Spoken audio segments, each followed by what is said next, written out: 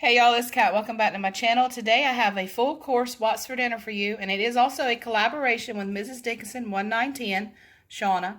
So if you guys have not checked out her channel, please make sure you check out the link below so you can see what she made for you. We're both bringing you a What's for Dinner full course today, and it's a bit on the Italian side.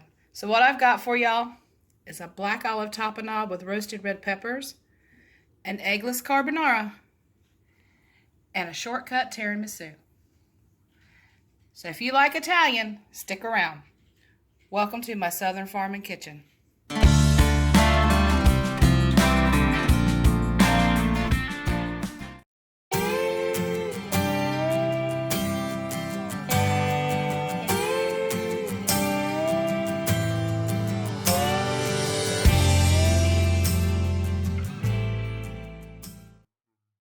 A whole can of black olives, and I added half a jar, which was about 3.5 ounces or so of green olives.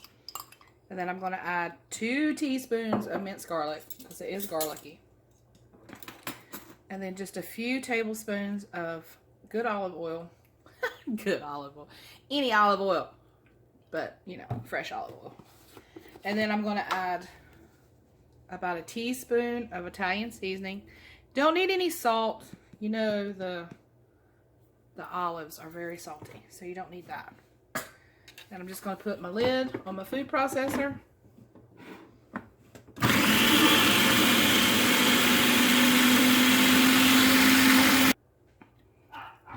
Okay, so that is the consistency you kind of want right there. Kind of chunky, yet smooth. Now, I'm going to add just a few roasted red peppers.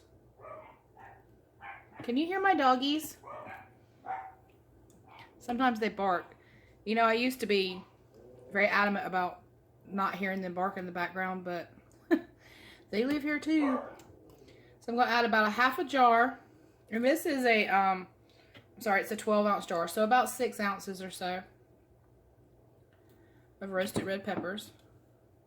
Get off there.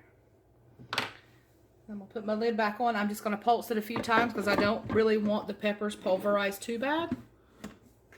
But that blade is very sharp, so it might. But just a couple of times.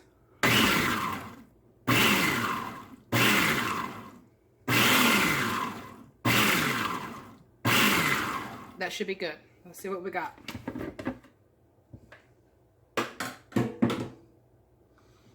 Yep, that's just how I want it. See there? No, it's hard to see. It is a very cloudy day. But that is the perfect tapenade. So I'm going to get it out, put it in a bowl, and actually cover it with some oil to keep it nice. You don't want it to dry out. And I'll get my bread toasted, and that is our appetizer. I love tapenade.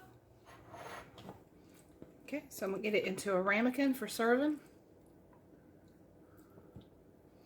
Thought I'd put it in the red one to see if it makes that pimento, or I'm sorry, roasted red pepper, which is totally pimento. See if I can make that pop, that red color pop. Ah! Would I be me without doing that? Seriously? That's why I keep a towel handy.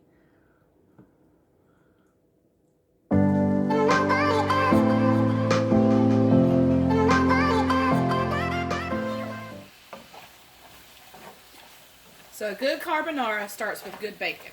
And I've got 1 pound of fresh bacon. It is the Great Value brand. It is really fresh and it smells so good. It's the thick cut. So what I do is I actually cut it before I put it in the pan. And then I start to render it down on medium-high heat. We just cook that until it is completely crisp, just the way you want it. And then we'll move on to the next step. I love carbonara. I can't say that enough. So I rendered down the bacon, just like so. Went ahead and drained it. And then I removed half of the fat out of the pan, and I've added 1 stick of unsalted butter. Yep, the whole stick. But that's alright, because we're coating about 1 pound of pasta, so you need that much sauce. So So we're going to just keep stirring that until the butter melts. And then I've got it on medium heat. And you can see some of the pieces of bacon starting to fleck off the bottom, and that's, you want that, trust me. Alright, we're coming in with 2 teaspoons of minced garlic. It is garlicky. We'll stir that in.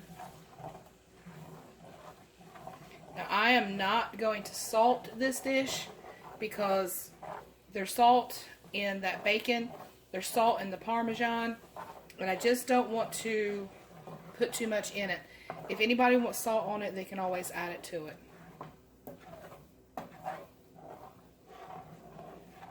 So we're going to cook that down. I am going to add a little bit of black pepper.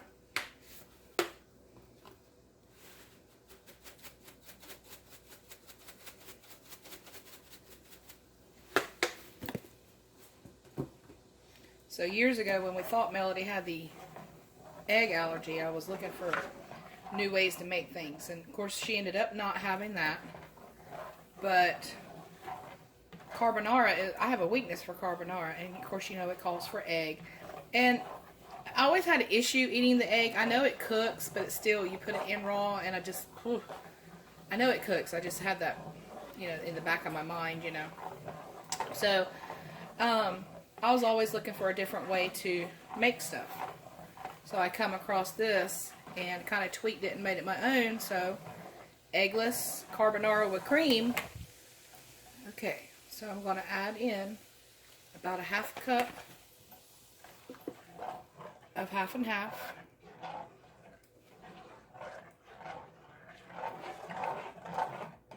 And then I'm going to come in and add about 3/4 of a cup of heavy cream.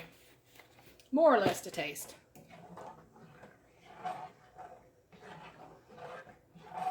And we're going to stir that until it comes together a little bit. It'll be separated a little bit, the fat from the milk, but that's okay. So I'll stir that up just a little bit. Now I'm going to add about a cup to a cup and a half of grated Parmesan.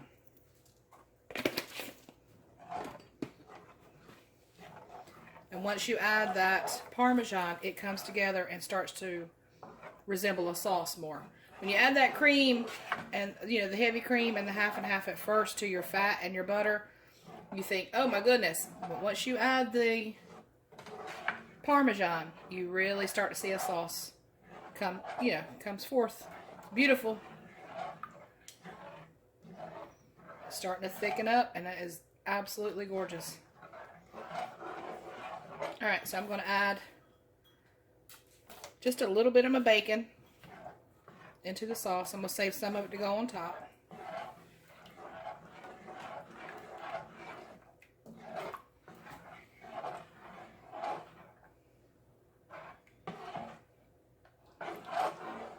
Alright, now I'm going to get my spaghetti, and we're going to toss it, add a little more cheese, and it'll be done.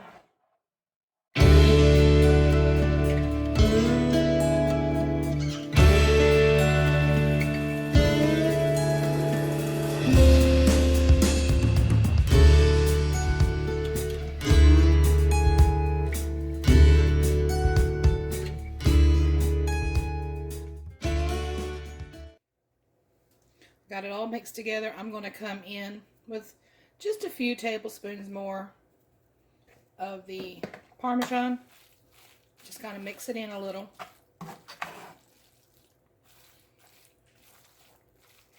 Okay, and then I serve it on the table right in the pan. So what I do, just make it really pretty. I'm going to add a little bit of the bacon right to the top.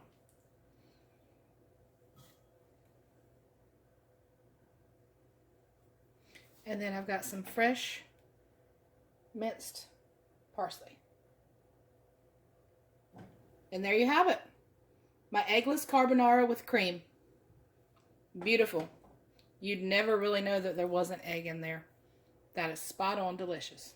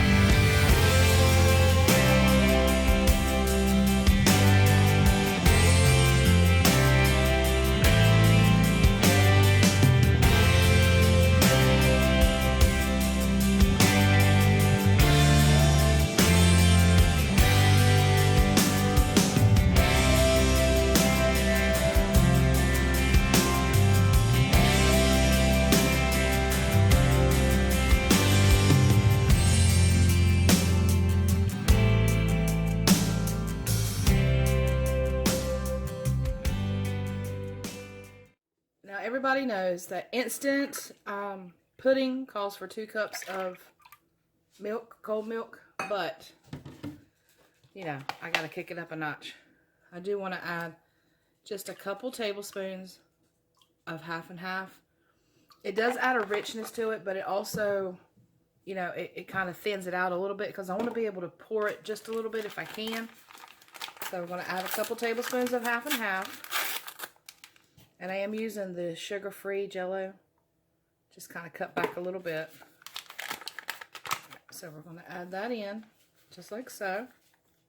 And then I'm going to add just a sprinkling of ground cinnamon. Just a little. Just give it a little hint.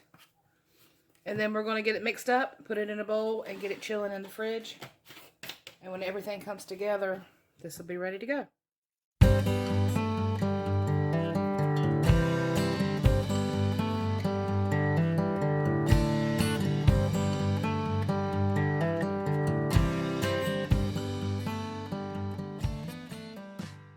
The shortcut tiramisu could not be easier, and there's 1,000 different ways to make it, but I really like this because it's individual, and I don't know, it just seems personal to me. But you can use angel cake, you can use lady fingers, there's a lot of different things that you can use, but I really enjoy using these dessert cups. Number one, they're inexpensive, and number two, they taste good and they hold up really well. So I have these little parfait glasses here. I'm going to put just a little bit of the cake down in the bottom, and then I'm going to take my very strong coffee, and I'm just going to drizzle just a little bit on the cake.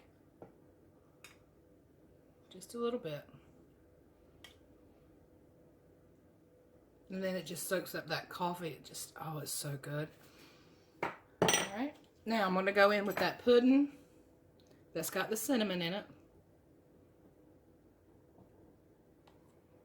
I'm going to completely cover the cake.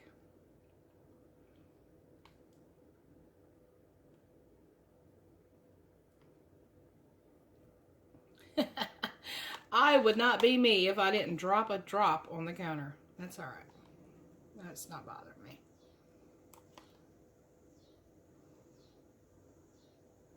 Alright, and then once you get it on there, just kind of spread it out a little bit. And you can make these into a large trifle, like to take to a you know, a gathering or for the holidays. That would be good too.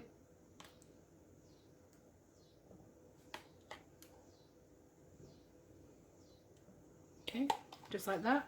Now, I'm going to come back in with some more of that cake.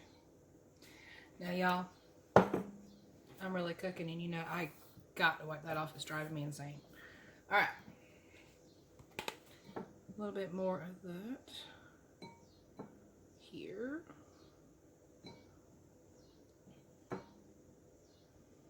And of course, four of the dessert cups is just enough. And then I put the crumbs in there too. I'm getting them everywhere too.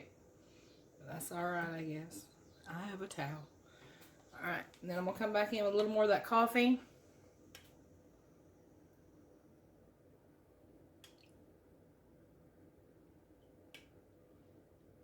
You can put as little or as much as you like, but I wouldn't put too much.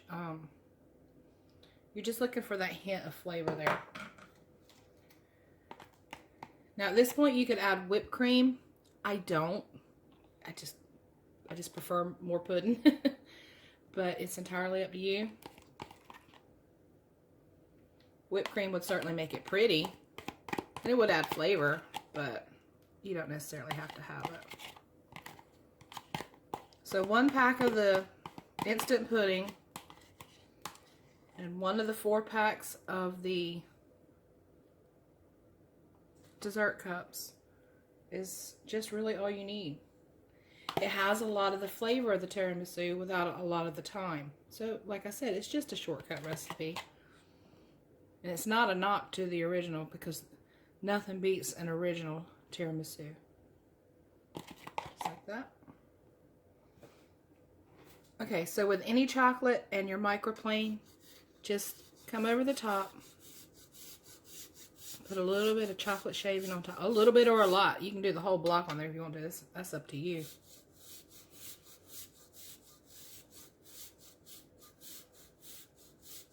Any kind of chocolate works.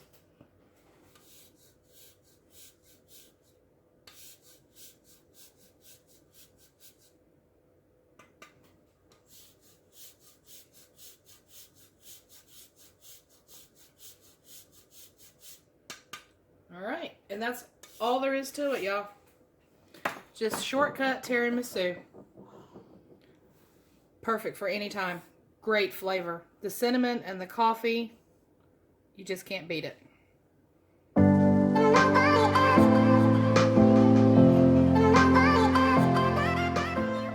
A 3-course meal does not have to be intimidating. We have an appetizer, an entree, and whoa baby, a dessert. That is so good. All right, y'all. Again, if you have not checked out Mrs. Dickinson 1910, please make sure you do. Her link is below. Tell her I sent you. And as always, like and subscribe if you're new. Take care, and God bless.